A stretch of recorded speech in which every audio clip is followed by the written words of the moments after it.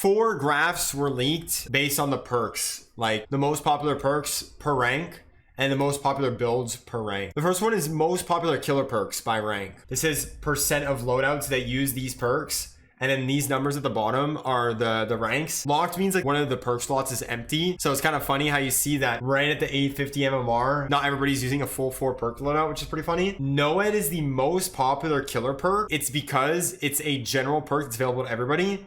And the second most popular is Jolt, which is also a general perk. And you see as the MMR increases, there's a huge split, and you'll see at the very top only like 5 perks get used, which is insane. Corrupt Intervention is the most popular perk, almost at like 47. Scorch with Pain Resonance is the second most, almost at the same thing. And then it's BBQ and Chili, Ruin, and then it's Pop Goes the Weasel. Those 5 perks are used more than 30% of the time, and it isn't even close. After this little chunk, the next most used perk is only used like 7% of the time, and it's NOED. These are the most popular killer perk loadouts. I think this is like a week's worth of data. So the percentage on the side here is usage rate. So the most popular build here is BBQ Chili, Corrupt, Pop Goes the Weasel, and Scorch with Pain Resonance. You go down here, the second most used, BBQ Chili, Corrupt, Deadman Switch, and Scorch with Pain Resonance. You can see that Deadman Switch, Pain Resonance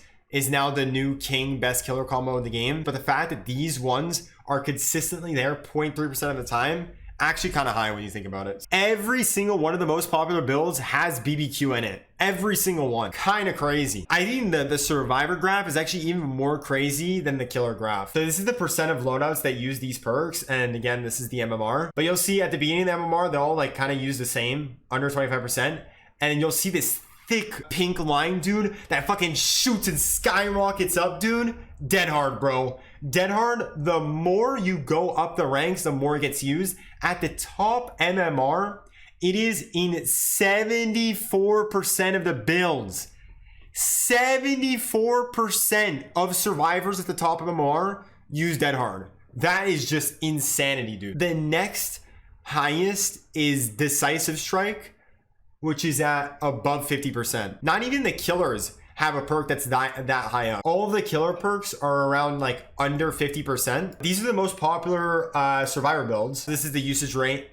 And then this is the days. The overall most popular build here is Borrowed Time, Dead Hard, Decisive Strike, Iron Will. I think we all saw that coming. Dead Hard is in every single one of these top builds. It's insane, man. Overall, you can see that survivors have a much stronger meta. Killers use less perks in their meta, but the meta isn't as popular. Whereas on Survivor, the survivors use more perks, but their meta is stronger, if that makes any sense. Like the top perks on survivors are used more often than the top perks on killers. If you just look at the numbers here, right? Most popular builds use 1% of the time for survivors, whereas on killers, 0.3% of the time. The most popular killer build isn't even used as much as the 10th most popular survivor build. No perk is above 50% usage for killers. There's 2 perks that are above 50 and Dead Hard's at 75, so